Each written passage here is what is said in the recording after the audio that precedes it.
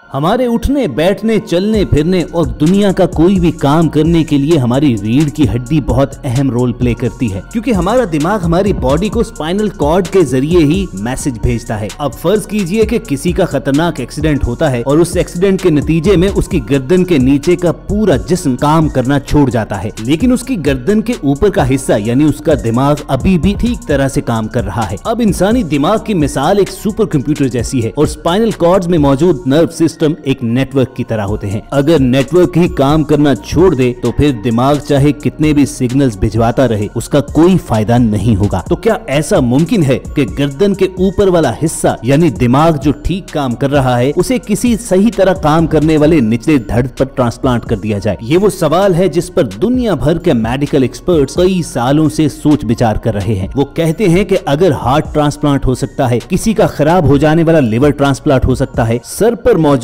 बाल ट्रांसप्लांट हो सकते हैं, तो फिर इंसान के सर और उसके दिमाग को किसी सही तौर पर काम करने वाले निचले धड़ के साथ क्यों नहीं जोड़ा जा सकता? वॉइस डेली की आज की एपिसोड में इसी पर बात करेंगे और आपके सामने कुछ चौंका देने वाले फैक्ट्स रखेंगे, जिन्हें इकट्ठा करने के लिए हमने खासी रिसर्च की है और हमारी इस मेहनत का रिवॉर्ड आप वीडियो के नीचे मौजूद लाइक का बटन प्रेस करके दे सकते हो। और अगर ऐसी ही इंफॉर्मेटिव वीडियोस फ्यूचर में हासिल करना चाहते हो तो रेड बटन पर क्लिक करके हमारे सब्सक्राइबर्स बन जाओ। लगभग 125 साल पहले एक ब्रिटिश मेडिकल एक्सपर्ट ने एक नस्ल के कुत्ते की खोपड़ी को उसके धड़ से अलग करके दूसरी नस्ल के कुत्ते के जिस्म के साथ अटैच किया। उन्हें इस बात का यकीन था कि जैसे ही सर्जरी मुकम्मल होगी तो कुत्ता फौरन होश में आ जाएगा, लेकिन इस सर्जरी के अगले 7 दिन तक वो कुत्ता होश में नहीं आया और फिर उसकी डेथ हो गई। हेड ट्रांसप्लांट का अगला एक्सपेरिमेंट किया गया 1960 में, जिसमें एक बंदर के सर को अलहदा करके दूसरे बंदर के धड़ के साथ जोड़ दिया गया। इस मर्तबा मेडिकल एक्सपर्ट्स को ये कामयाबी मिली कि सर्जरी के बाद वो बंदर होश में तो आ गया,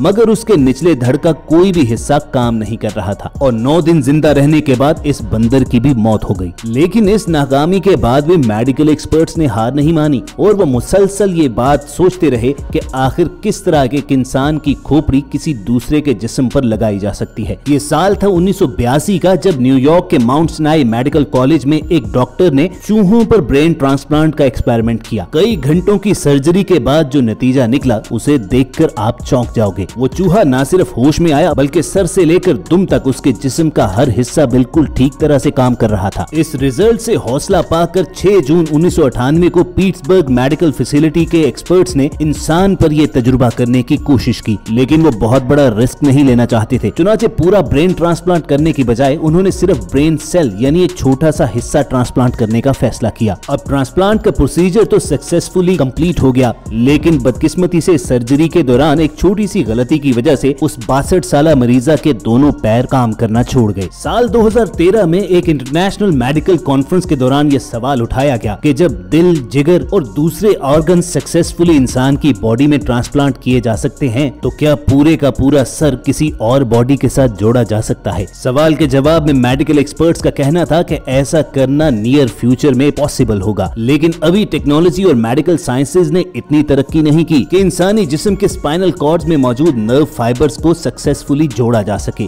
दिमाग के निचले हिस्से से निकलकर हमारे जिस्म के निचले हिस्से तक इंतहाई नाजुक और बारीक नर्व्स जुड़े होते हैं। ये इतने बारीक होते हैं कि इन्हें इंसानी आंख भी नहीं देख सकती। इन्हीं नर्व्स के जरिए ब्रेन इंसान की बॉडी को सिग्नल्स भेजता है और अभी फिलहाल इन तमाम नर्व्स को काटकर दोबारा से जोड़ना एक्सपर्ट्स के लिए मुमकिन ही नहीं है। तभी तो रीढ़ की हड्डी में लगने वाली चोट इस कदर खतरनाक साबित होती है कि अगर इंसान के ब्रेन को ट्रांसप्लांट करने में कामयाबी मिल भी जाए तो स्पाइनल कॉर्ड में मौजूद लाखों करोड़ों नर्व फाइबर को दोबारा से जोड़ना मुमकिन नहीं है, इसीलिए उसका निचला धड़ काम नहीं करेगा। वैसे भी हेड ट्रांसप्लांट के दौरान ये गारंटी नहीं दी जा सकती कि इसके बाद वो शख्स आंख खोलेगा भी या नहीं। तभी तो इंसानों से पहले इस तरह के तमाम तजुर्बे जानवरों पर किए जाते हैं और एनिमल टेस्टिंग से पहले भी गवर्नमेंट से बाकायदा परमिशन लेनी पड़ती है। वैसे भी हेड ट्रांसप्लांट सिर्फ एक ही ऑपरेशन नहीं होगा, बल्कि ये एक सीरीज ऑफ सर्जरीज होगी और किसी इंसान के निचले धड़ को किसी दूसरे इंसान के ऊपर वाले धड़ के साथ जोड़ने के लिए लगभग $13 मिलियन का खर्चा आएगा। ब्रेन ट्रांसप्लांट के प्रोसीजर्स की ये ड्यूरेशन 36 घंटों तक भी पहुंच सकती है। इसमें सबसे मुश्किल और अहम काम ह्यूमन ब्रेन को फ्रीज करना होता है, जिसके तहत इंसान के दिमाग के तमाम फंक्शंस को रोक दिया जाता है। लेकिन इस ट्रिकी प्रोसीजर में इंसान के ब्रेन को मुकम्मल डेड होने से बचाना होता है। इंसान की गर्दन और उसकी नसों को जोड़ने वाले ट्यूब्स को नेक में फिट कर दिया जाता है। और फिर बारी आती है एक और मुश्किल काम की, जो है स्पाइनल कॉर्ड्स को काटना। स्पाइनल कॉर्ड्स को कट करने के लिए आम चाकू का इस्तेमाल नहीं होता, बल्कि इस मकसद के लिए डायमंड ब्लेड्स यूज किए जाते हैं और फिर आखिर में मसल्स और नर्व्स को दोबारा से जोड़ दिया जाता है। अब ये सब कुछ सुनने में तो शायद इतना ही आसान लग रहा हो जैसे दर्जी कपड़े के मुख्तलिफ कटे हुए हिस्सों को सिलाई करके जोड़कर एक लिबास तैयार करते हैं, लेकिन ये इंतहाई मुश्किल काम है। इतना मुश्किल कि मेडिकल साइंसेज में तमाम तरक्की के बावजूद ब्रेन ट्रांसप्लांट करना दुनिया भर के एक्सपर्ट्स के लिए कड़ा इम्तिहान बना हुआ है। इसीलिए तो आज तक दुनिया में एक भी ऐसा केस सामने नहीं आया है जिसमें किसी एक इंसान की खोपड़ी को किसी दूसरे इंसान के धड़ के साथ सक्सेसफुली अटैच कर दिया गया हो। अगरचे बहुत से मेडिकल एक्सपर्ट्स ऐसे भी हैं जिन्होंने क्लेम किया है कि उन्हें अगर ह्यूमन ब्रेन ट्रांसप्लांट करने की इजाजत दी जाए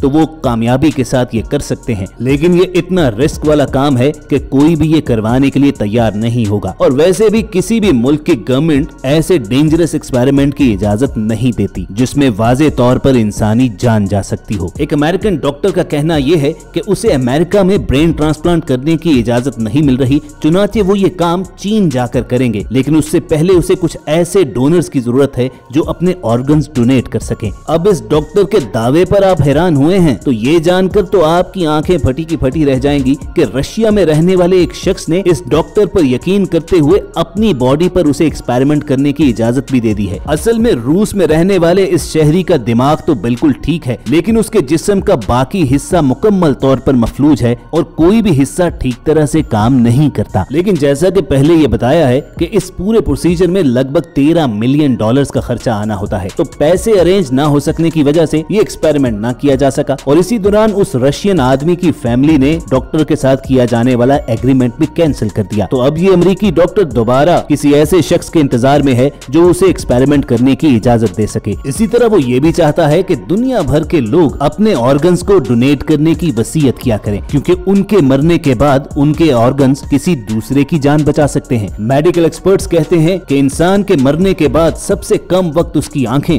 और सबसे लंबा अरसा उसके किडनीज ठीक हालत में रहते हैं, जिन्हें किसी दूसरे के जिस्म में ट्रांसप्लांट करके उसकी लाइफ बेहतर बनाई जा सकती है। अब जहाँ बहुत से लोग जिस्मानी आज़ा अतिया करने को नेक काम कहते हैं, तो वही बहुत से लोग ये मानते हैं कि ऐसा करना शरीयत के खिलाफ है। आप इस बारे में कोई इल्म रखते हैं तो कमेंट सेक्शन में हमारी जरूर रहनुमाई कीजिए। क्या बॉडी ऑर्गन्स किसी दूसरे इंसान के लिए डोनेट करने चाहिए या नहीं? इसी एक सवाल के साथ आपको छोड़े जाते हैं और उम्मीद करते हैं कि आज की एपिसोड आपको काफी इंफॉर्मेटिव लगी होगी। अगर ऐसा ही है तो वीडियो को लाइक करके फेसबुक और व्हाट्सएप के जरिए शेयर करना मत भूलिए। और ऐसी ही दिलचस्प और मालूमात से भरी वीडियोस फ्यूचर में हासिल करना चाहते हैं तो रेड बटन पर क्लिक करके वॉइस डेली के सब्सक्राइबर जरूर बनिए। जल्द आपसे दोबारा मुलाकात होगी। देखते और सुनते रहिए वॉइस डेली।